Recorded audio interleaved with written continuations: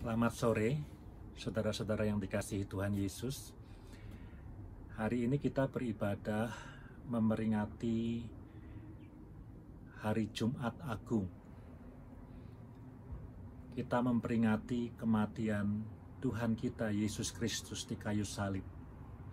Kita sudah mendengarkan tadi lagu pujian The Cross, betapa luar biasa kasih Tuhan Yesus di atas kayu salib.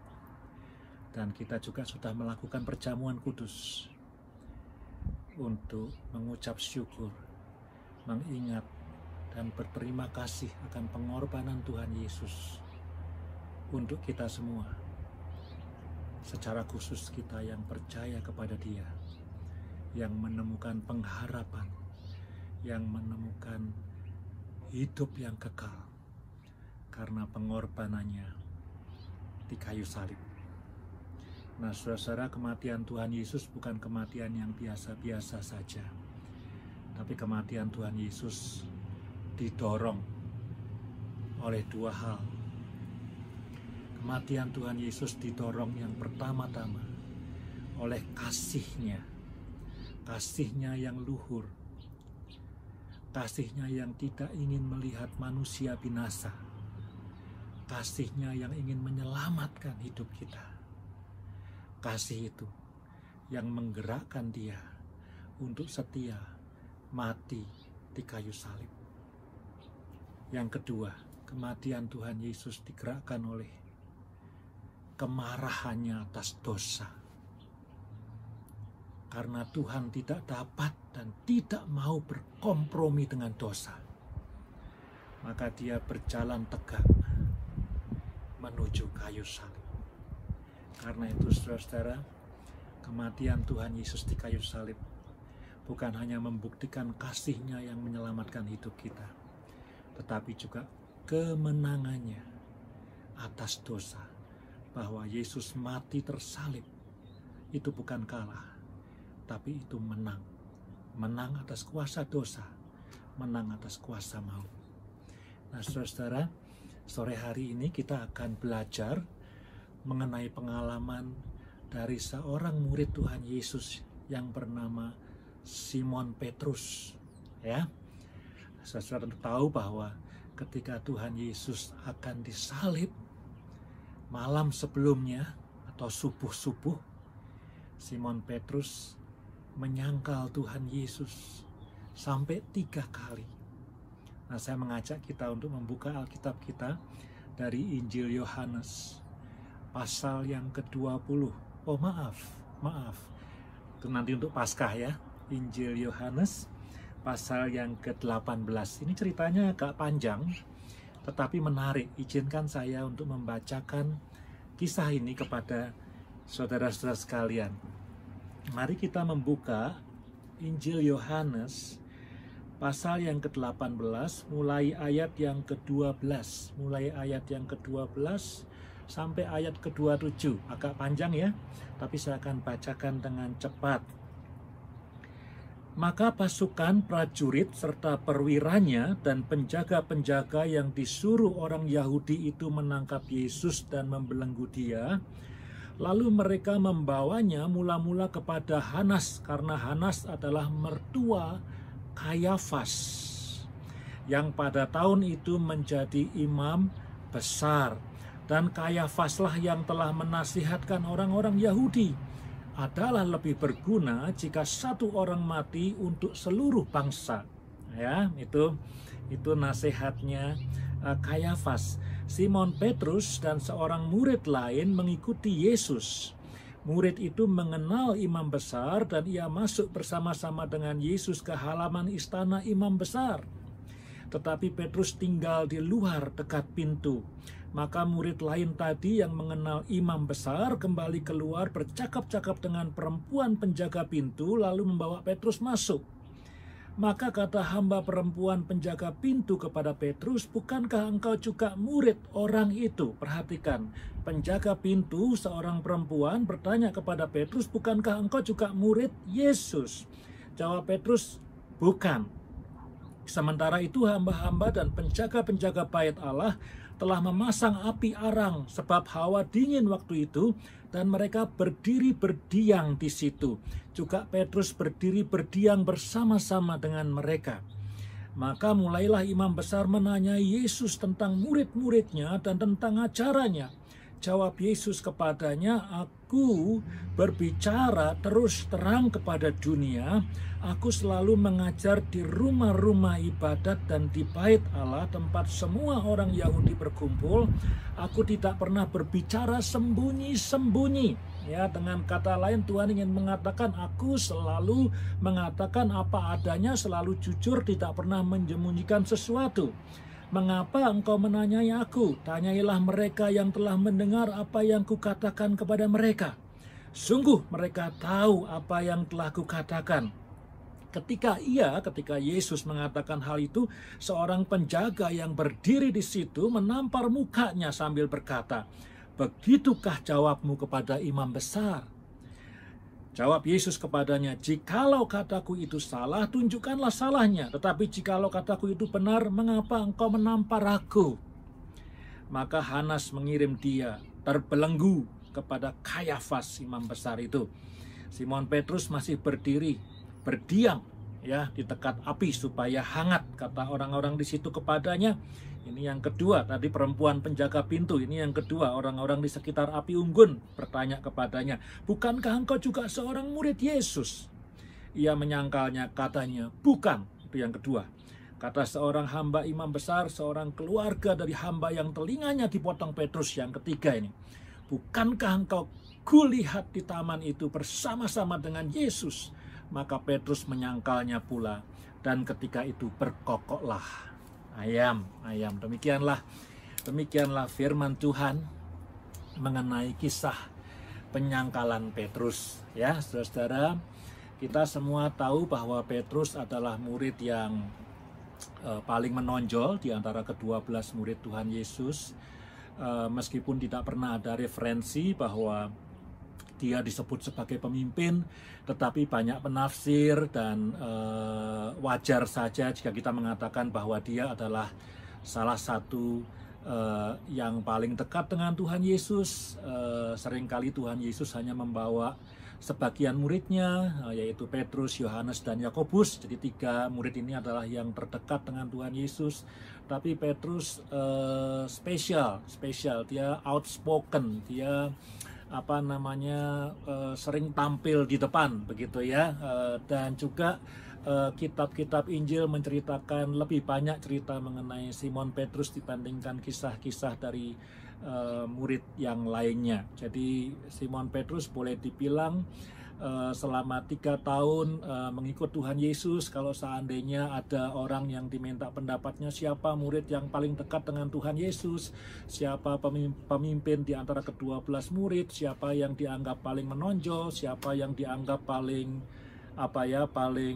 terlihat rohani, maka orang akan mengatakan Simon Petrus. Ya, Simon Petrus. Dan masih ingat saudara, beberapa minggu yang lalu ketika kita membahas mengenai bagaimana Tuhan Yesus membasuh kaki murid-muridnya, Simon Petrus mengatakan, oh Tuhan, kamu tidak akan membasuh kakiku." Artinya apa, Tuhan?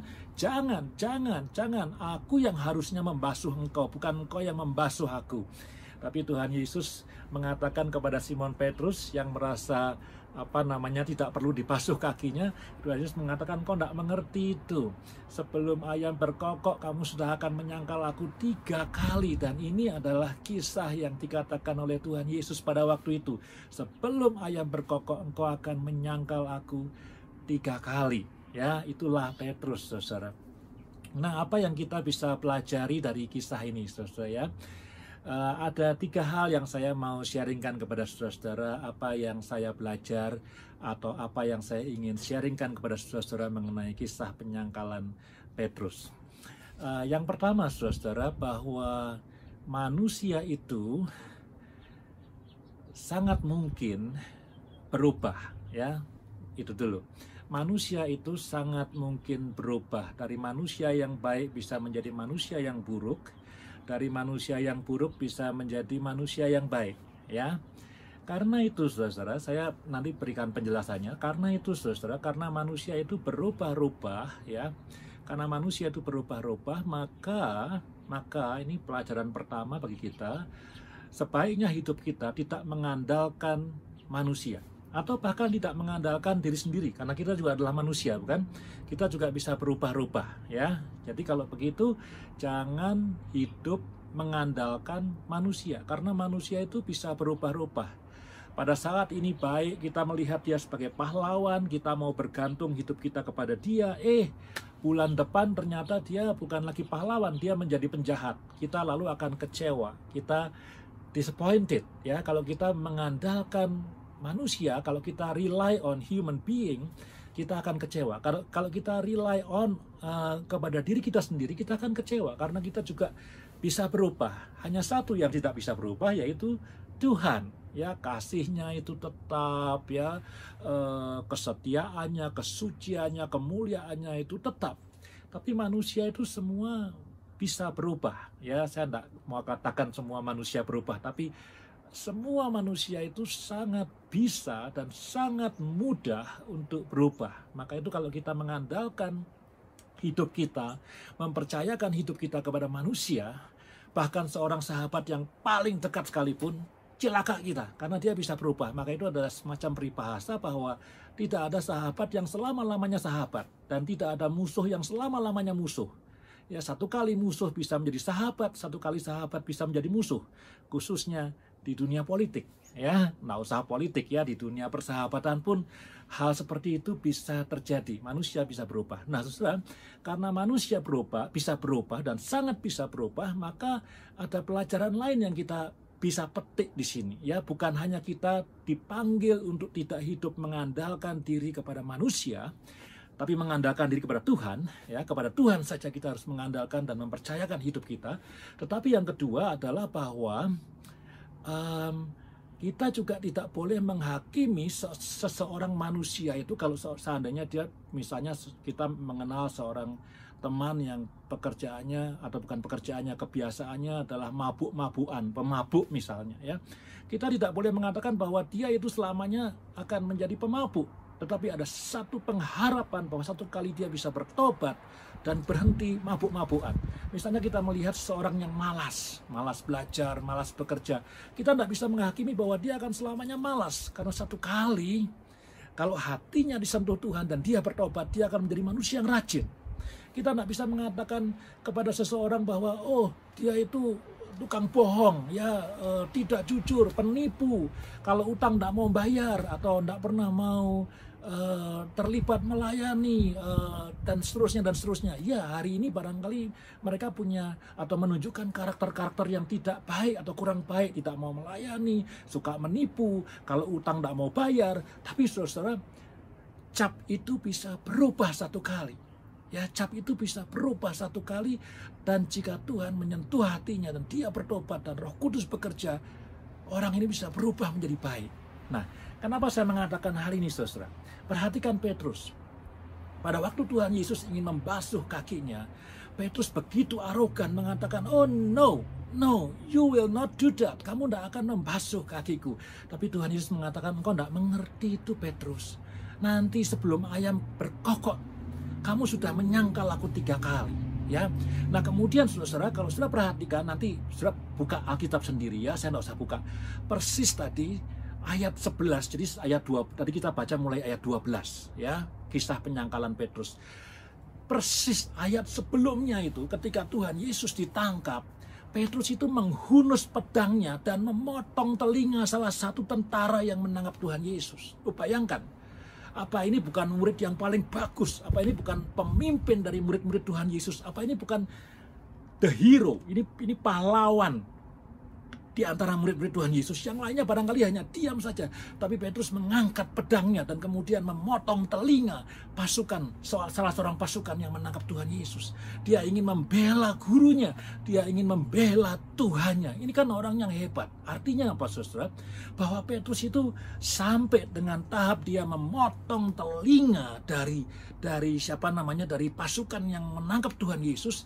Dia itu on the top level. Murid yang lainnya diam ketika Tuhan Yesus hendak membasuh kaki mereka. Tapi Petrus mengatakan, "Oh no, you are my teacher, you are my Lord, you should not wash my feet. Dia bilang gitu, kamu enggak seharusnya membasuh kakiku. Dia tahu diri, kira-kira begitu ya. Dan kemudian ketika Yesus hendak ditangkap, dia yang aktif, dia yang reaktif, membela Tuhannya. Petrus is on the top. Tetapi saudara bayangkan, hanya dalam satu ayat, kemudian Petrus itu berubah menjadi penyangkal Tuhan Yesus. Dan bukan hanya satu kali, bukan hanya 2 kali, tetapi 3 kali. Seperti yang dikatakan oleh Tuhan Yesus. Bedanya cuma sedikit loh. Yohanes 18 ayat 1-11, kemudian Yohanes 18 ayat 12 dan seterusnya.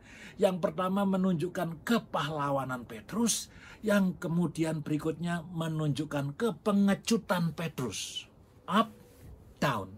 Tapi saudara jangan lupa bahwa ketika Petrus menyangkal Tuhan Yesus, that is not the end of the story. That is not the end of the story. Kalau kita baca kisah para rasul, Petrus begitu luar biasa melayani Tuhan. Ya, saya tidak usah cerita, tapi kisah para rasul sebelum Paulus muncul sebagai rasul kepada orang-orang Yunani, Petrus menjadi luar biasa. Dia adalah rasul yang barangkali kita katakan paling utama, dan bahkan tradisi mengatakan bahwa dia adalah paus yang pertama, the first ever pope. Ya, maka itu di Vatikan itu gerejanya namanya Saint Paul Basilica. Saint Peter Basilica, bukan Saint Paul. Saint Peter Basilica. Jadi karena dia dianggap sebagai pendiri gereja, dia dianggap sebagai paus yang pertama. Saya masih ingat ya, Petrus itu Petros, artinya rok batu karang, dan Tuhan mengatakan di atas batu karang ini gerejaku akan dibangun. Jadi saudara lihat ya, Petrus ya, on the top sampai sampai Yohanes 18 ayat 11 he was on the top. Tapi Yohanes 18 ayat 12 dan seterusnya he was on the lowest. Coba bayangkan, selain Yudas kalau kita baca cerita tadi, maka murid Tuhan Yesus yang paling buruk adalah Petrus, bukan Nathanael, bukan Filipus, bukan Matius, bukan Yohanes, bukan Bartolomeus, bukan. Ya, selain Yudas yang menyerahkan Yesus di salib, murid Tuhan Yesus yang paling jelek yaitu Petrus. Kalau kita bacanya hanya kisah yang tadi saja. Tapi saudara bayangkan, on the top, the best disciple of Jesus. Lalu on the bottom, karena menyangkal Yesus bukan cuma 1, 2, tapi 3 kali. Tapi kemudian di end of his life, dia on the top lagi. Bahkan tradisi mengatakan bahwa dia mati martir. Dia mati untuk kebenaran. Dia mati untuk kebenaran yang dia beritakan, yang dia percayai di dalam Yesus Kristus. Itu saudara, kisah menarik ya saudara ya.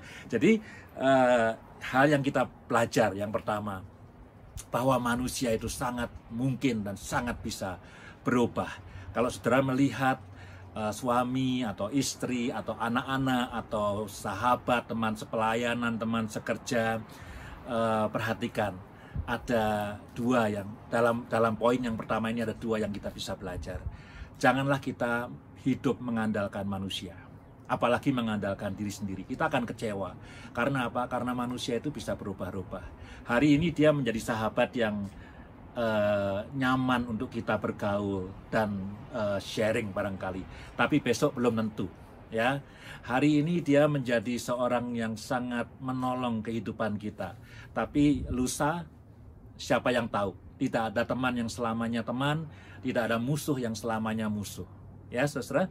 Hidup ini harus kita percayakan dan kita harus mengandalkan hanya kepada Tuhan saja. Dia satu-satunya Allah. Dia satu-satunya Allah dan dia satu-satunya yang tidak pernah berubah kasih setianya kepada kita. Dan poin yang kedua yang kita bisa pelajari dari hal ini, bahwa manusia selalu berubah. Kita tidak boleh menghakimi jika kita melihat seseorang yang barangkali tidak baik dalam pandangan mata kita, bahwa dia akan selamanya tidak baik. Kita tidak bisa menilai bahwa seseorang yang malas selamanya akan malas, bahwa seseorang yang suka berbohong akan selamanya suka berbohong, bahwa seseorang yang tidak mau melayani akan selamanya tidak mau melayani. Karena pada waktunya ketika Tuhan menjamah orang itu dan orang itu memberikan respon pertobatan, maka perubahan itu akan terjadi.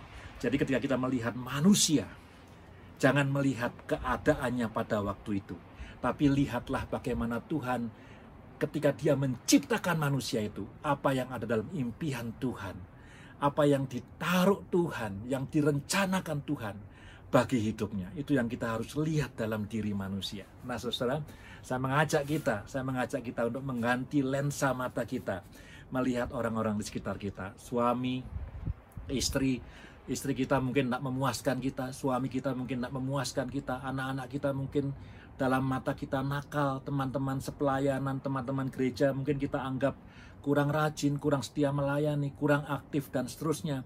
Jangan dilihat itunya.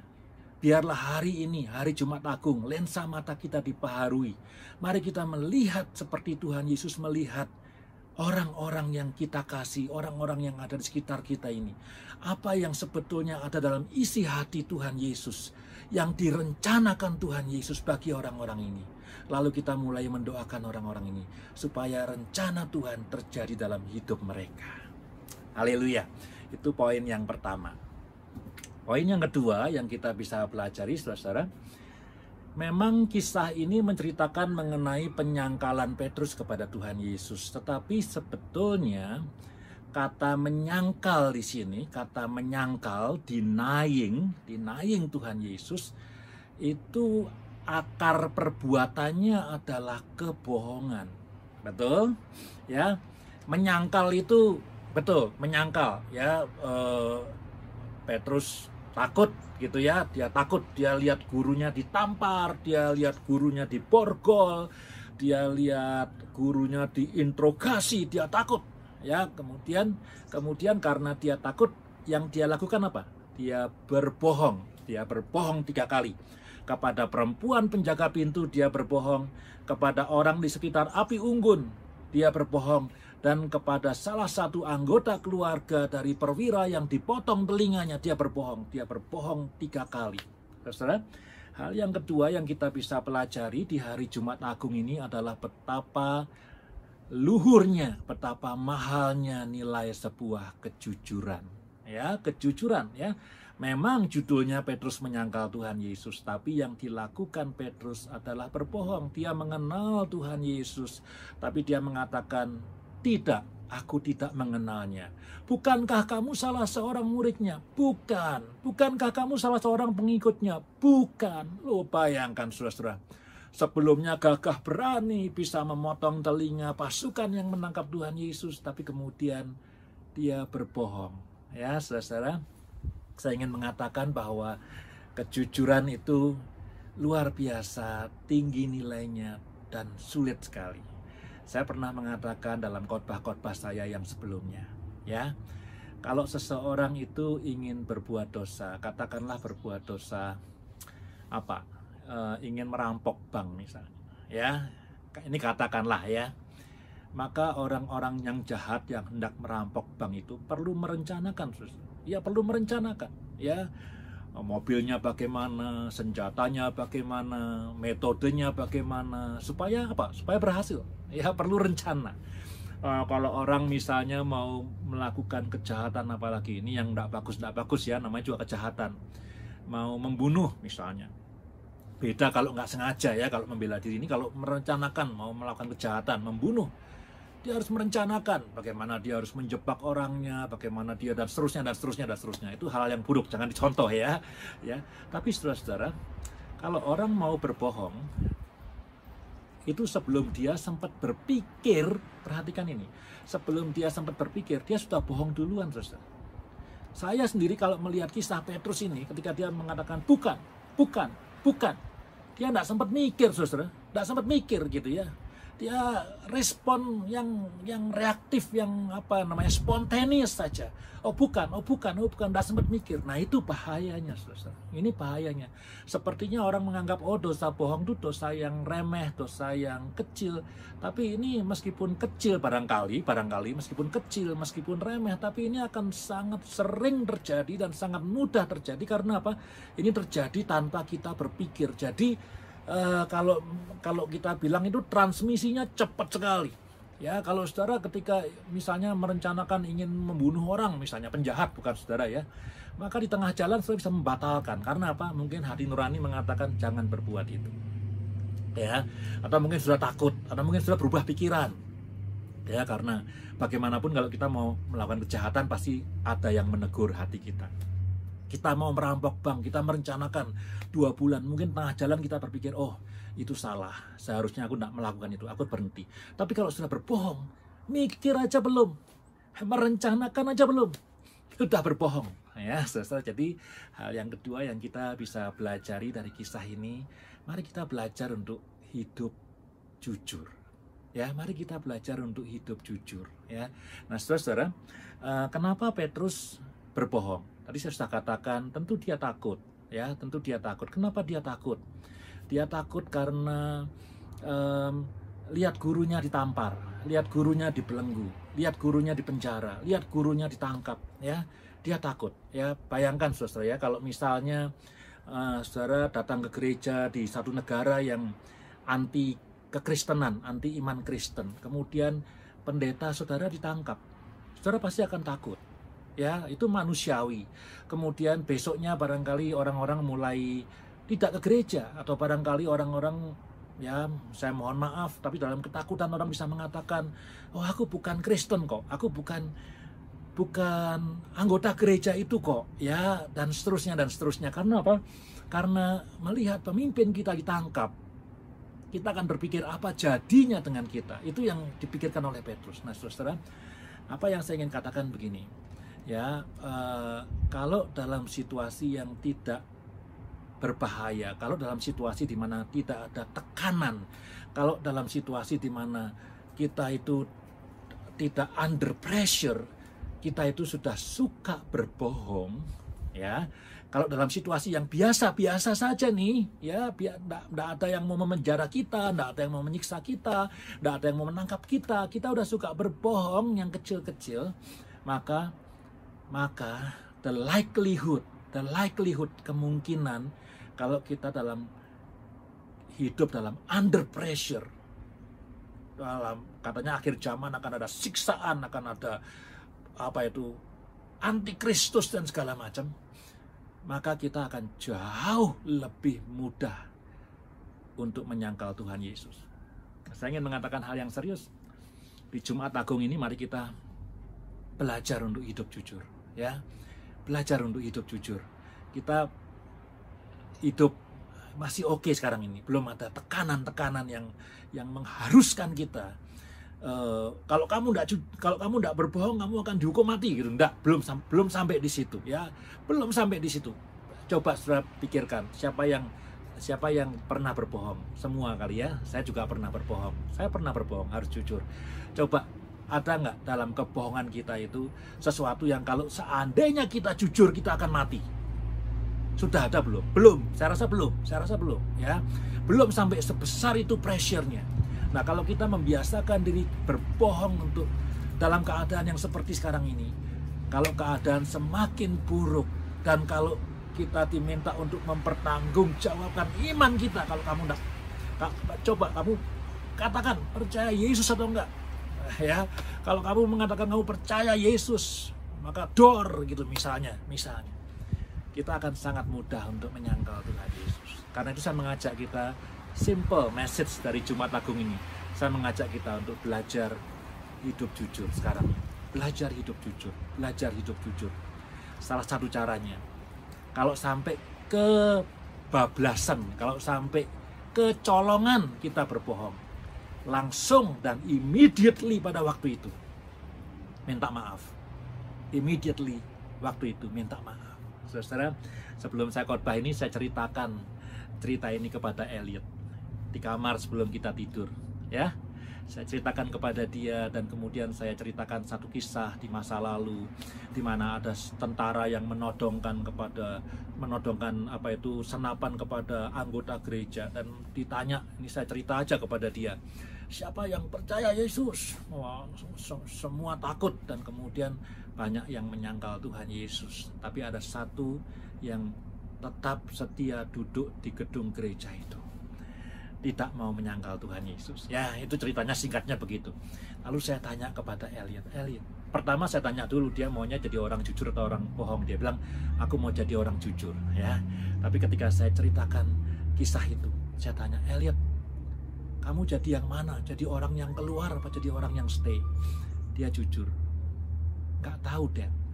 Aku takut juga, ya. Nah, saya menghargai meskipun Elliot menjawab dia takut, tapi jawabannya adalah jujur. Ya, jawabannya adalah jujur. Kita semua juga akan takut.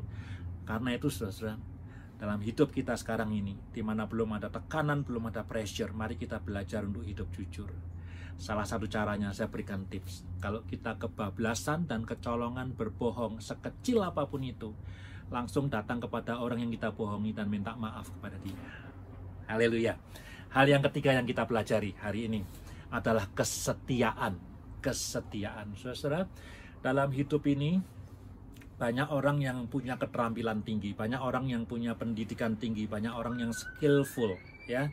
Tetapi tidak banyak atau jarang orang yang setia. Ya, jarang sekali orang yang setia. Bahkan semakin tinggi pendidikan orang dan semakin hebat orang itu, maka ada kemungkinan besar semakin tidak setia orang itu. Ya, kenapa? Karena orang itu merasa aku kan ahlinya, aku kan orang yang hebat. Coba kalau misalnya kita orang yang hebat, ya, insinyur yang hebat, atau dokter yang hebat, tentu kita akan mencari tempat yang mau membayar kita dengan bayaran tertinggi. Jadi tidak ada lagi nilai-nilai kesetiaan, tidak ada lagi nilai-nilai idealisme, begitu ya. Oh, aku itu senang dengan misalnya dokter, aku senang dengan rumah sakit ini karena rumah sakit ini adalah rumah sakit yang menolong orang-orang miskin, gitu ya. Itu di idealisme dari rumah sakit itu. Dan dokter ini mengatakan, aku senang dengan rumah sakit ini karena dia menolong orang miskin. Berapapun aku digaji, aku akan tetap bekerja di rumah sakit ini. Karena apa? Karena aku senang dengan visi dan misinya.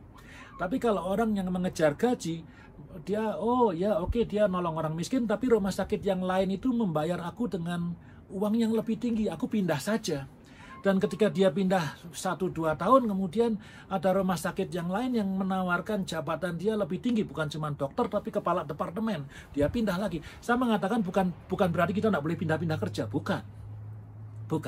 Tapi kesetiaan itu berhubungan dengan idealisme, ya, idealisme.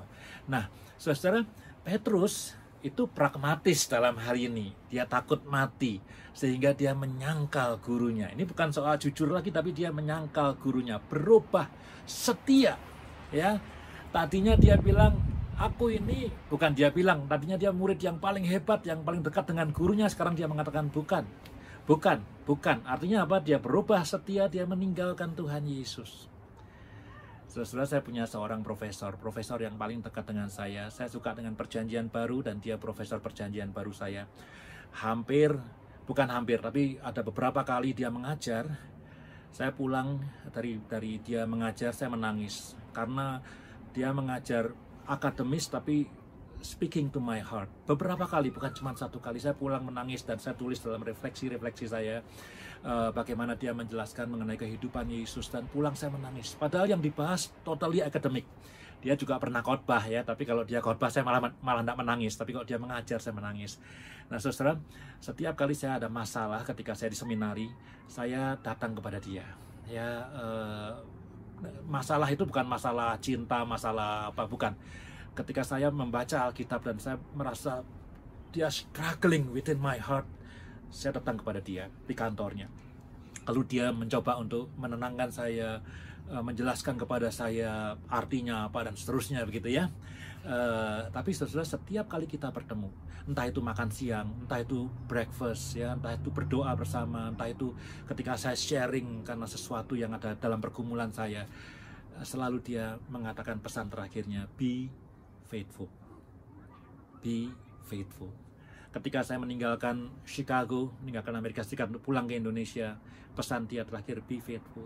Di dalam hampir setiap conversation email yang kita lakukan, selalu di akhirnya, be faithful, be faithful, be faithful. Saudara, saya tidak pernah lupa, saudara. Tetaplah setia, setia kepada panggilan Tuhan, setia kepada Tuhan, setia kepada iman Kristen, setia, setia, setia. Kesetiaan itu jarang. Orang pinter banyak, orang ahli banyak, tapi orang setia tidak banyak. Saudara, kalau saudara menikah, ya, kalau saudara menikah, suami dan istri, sebetulnya apa yang saudara ucapkan dalam janji pernikahan? Apa yang saudara ucapkan? Ya, oke, literally, suami mengasihi istri, istri menghormati suami. Tunduk bahasanya, ya, saya tidak mau pakai bahasa yang terlalu bagaimana, tapi itulah bahasa Alkitab, lembaga Alkitab Indonesia, dan bahasa Inggris, submit, wife, submit to your husband, husband, love your wife, ya. Tapi katakanlah suami istri itu saling mengasihi, ya, tentu istri bukan hanya tunduk, tapi juga mengasihi, ya. Jadi janji pernikahan itu adalah saling mengasihi. Ya, betul, suami istri. Kenapa mau menikah? Orang bilang aku cinta dia, dia cinta aku, kita menikah. Ya, betul ya, saudara ya. Tapi perhatikan ini, bahwa janji pernikahan itu bukan hanya janji untuk mengasihi dan bukan hanya janji untuk tunduk. Tapi perhatikan ini, janji untuk setia mengasihi dan janji untuk setia tunduk. Entah itu sehat, sakit, miskin atau kaya, baik atau buruk. Jadi saudara, the key word is not love and submit. The key word is your faithfulness and consistency. Itu janji pernikahan. Ya, dan perhatikan, umat percaya adalah mempelai Kristus. Kita ini adalah mempelai Kristus. Jadi kalau kita percaya kepada Tuhan Yesus, kalau kita mengikut kepada Tuhan Yesus, itu bukan percaya dan mengikut dan taat yang sifatnya angin-anginan, hari ini on the top seperti Petrus, besok on the down, dan kemudian on the top, dan kemudian on the down. Bukan hanya seperti itu, tetapi komitmen untuk setia, setia untuk taat, setia untuk mengikut Yesus, setia untuk melayani Tuhan Yesus, setia untuk mengasihi Tuhan Yesus. Saudara, perhatikan itu. Apa yang dinilai dari kehidupan suami istri yang berhasil? Rumah yang besar? No. Uang yang banyak? No. Anak yang sehat-sehat dan pinter-pinter dan semua sarjana? Juga bukan.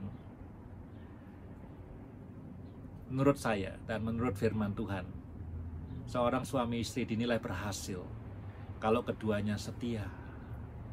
Setia mengasihi. Setia mengasihi dalam keadaan apapun juga. Itu yang dicari. Ya, pekerjaan lain lagi. Tadi saya sudah katakan, saya tidak mengatakan saudara boleh pindah kerja, silahkan. Tapi kesetiaan itu berhubungan dengan idealisme. Ya, bukan cuman setia buta, bukan. Ya, kenapa kita ikut Yesus? Dialah kebenaran, dialah kasih, dialah terang. Kita mau ikut dia, apapun yang kita alami, apapun yang kita harus hadapi. Jangan berubah setia seperti Petrus. Terakhir, saudara, saya mau sharing aja, saudara. Hampir setiap hari saya mendoakan anak-anak saya. Hampir setiap hari saya mendoakan anak-anak saya. Tentu berdoa untuk seluruh keluarga. Saya tentu ingin berdoa supaya anak-anak saya berhasil hidupnya. Saya berdoa supaya anak-anak saya ini doa-doa yang wajar, supaya sekolahnya berhasil, mendapatkan pekerjaan yang baik. Saya berdoa supaya anak-anak saya nanti kalau dia punya keluarga yang baik, punya pasangan hidup yang bertanggung jawab, punya pasangan hidup yang setia. Kalau anak-anak saya kemudian melahirkan keturunan, begitu ya, keturunannya juga sehat. Tapi lebih daripada semua itu, lebih daripada semua yang kesehatan, keberhasilan, karir dan semuanya, saya berdoa supaya anak-anak saya percaya kepada Tuhan Yesus. Itu bagi saya yang paling penting. Kenapa saya bisa mengatakan seperti itu? Karena saya pernah dengar sendiri dari mulut ibu saya, dari mami saya. Ketika dalam masa tuanya, kira-kira 3 atau 4 tahun sebelum dia meninggal, kita tanya, kita kumpul sekeluarga. Saya masih ingat, kita kumpul sekeluarga pada waktu itu. Kita tanya sama mami saya, mami pengennya apa? Sekarang ini, kita mau turuti. Mami saya udah sakit-sakitan waktu itu. Dan dia mengatakan, mami cuma pengen satu. Karena anak-anak semua sudah lahir baru, mami bilang, mami cuma pengen satu. Semua cucu-cucu hidup mengenal dan percaya sama Tuhan Yesus. Ya, jadi saya berdoa nomor satu apa? Saya berdoa nomor satu supaya anak-anak saya karirnya baik, keluarganya baik, sehat dan semuanya ya. Berdoa, semua orang tua berdoa hal yang sama untuk anak-anaknya. Tapi kedua, wah anginnya keras nih ya. Kedua, saya berdoa sungguh-sungguh supaya anak-anak saya mengenal Tuhan Yesus dan percaya kepada Tuhan Yesus, percaya dengan sungguh-sungguh kepada Tuhan Yesus. Tapi saudara-saudara, ada hal yang ketiga yang saya doakan. Ini saya mau sharingkan. Mari kita mulai berdoa hal ini untuk keluarga kita, juga untuk keluarga dari gereja kita. Saya berdoa supaya anak-anak saya bukan hanya punya iman kepada Tuhan Yesus, tetapi setia di dalam imannya itu, setia kepada Tuhan Yesus sampai akhir. Firman Tuhan mengatakan, ya, siapakah yang pada akhirnya kudapati setia? Saya sungguh berdoa untuk anak-anak saya supaya mereka setia kepada Tuhan Yesus sampai akhir. Apapun yang mereka harus hadapi, apapun yang mereka harus jalani. Setelah saya berdoa kiranya hari Jumat Agung ini, firman Tuhan boleh menguatkan kita. Manusia bisa berubah. Jangan mengandalkan dan mempercayakan hidup ini kepada manusia. Pada saat yang sama, jangan menghakimi manusia dengan keadaannya hari ini. Manusia bisa bertobat dan juga bisa berubah menjadi lebih baik. Yang kedua, mari belajar hidup jujur. Kalau kita tidak jujur hari ini, maka kemungkinan pada saat tekanan itu datang, kita akan jatuh.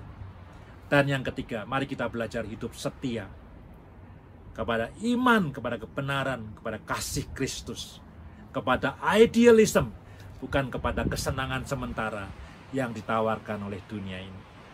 Haleluya. Tuhan memberkati.